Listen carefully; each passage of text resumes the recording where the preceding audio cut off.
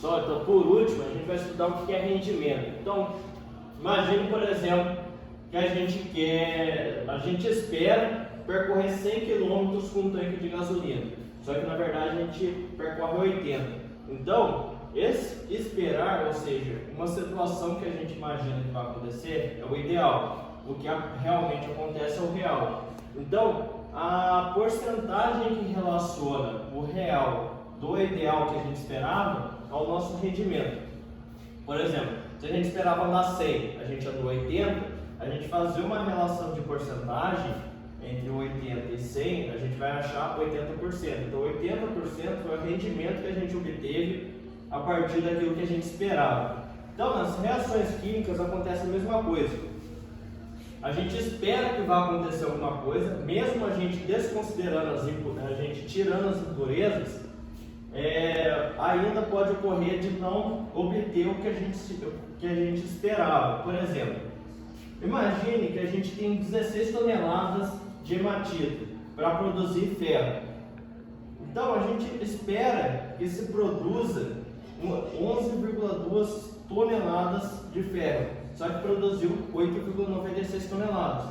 Por quê? Porque as situações no cotidiano não são ideais. Então, se não são ideais, o rendimento tende a ser menor do que 100%. Então, por exemplo, a gente está aqui a nossa reação de formação do ferro. Então, 2 mols de ferro vai formar 4 mols, 2 mols de hematita vai formar 4 mols de ferro. Então, se a massa molar de hematita é 160 gramas, a gente multiplica pela quantidade de moléculas de hematita que tem, 2 vezes 160. Vai formar a massa molar de ferro é 56, a gente multiplica pela quantidade de mols de ferro que tem, 4 mols. Então, as 16 toneladas de hematita vai formar quanto de ferro nessas devidas proporções? 11,2 toneladas. Isso daqui é o que? Uma situação ideal. Só que a gente constatou que formou 8,96 toneladas. Então, se 11,2 é o ideal, ou seja, 100%, 8,96, que é o que formou o real, é X%. Então, a gente acha que essa porcentagem é 80%. Então, o rendimento do nosso processo de fabricação de ferro é de 80%.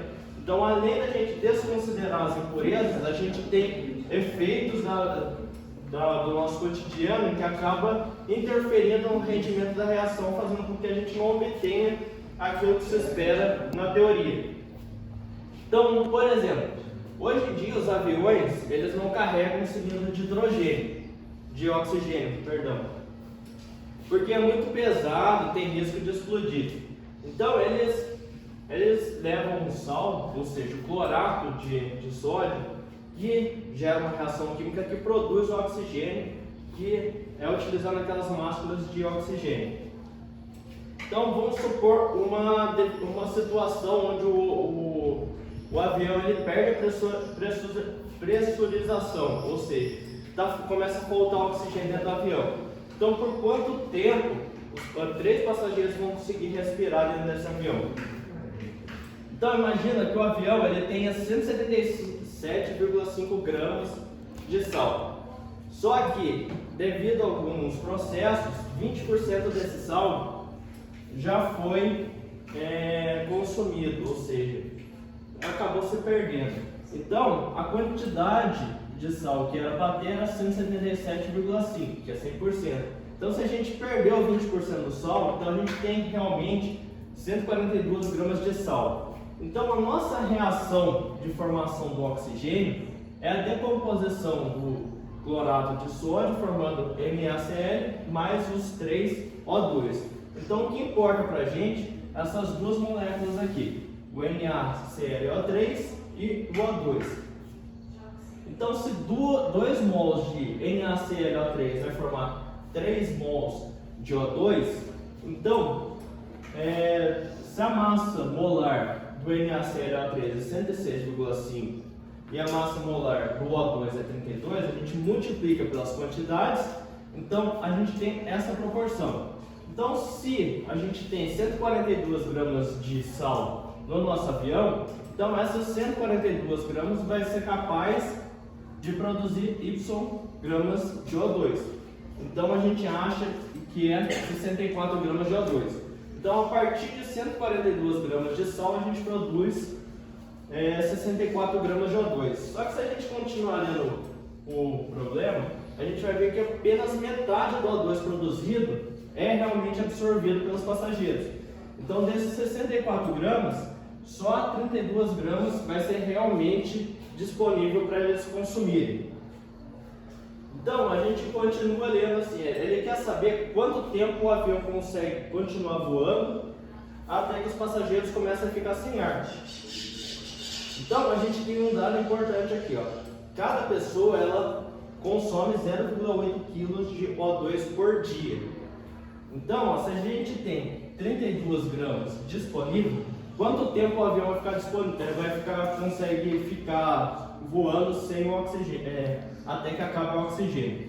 Então, se cada pessoa consome 0,8 kg por dia de oxigênio e a gente tem 3 passageiros, então os 3 passageiros vão consumir 2.400 gramas de oxigênio em um dia, 24 horas. A gente tem 32 gramas. Quanto tempo vai durar essas 32 gramas? A gente faz a nossa regra de 3, 19,2 minutos.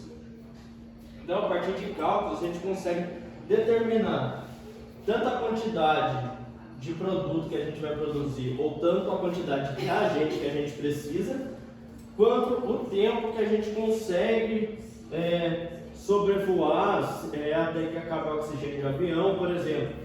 Claro que todos os processos eles têm medida de erros, então essas quantidades podem ir para mais ou para menos.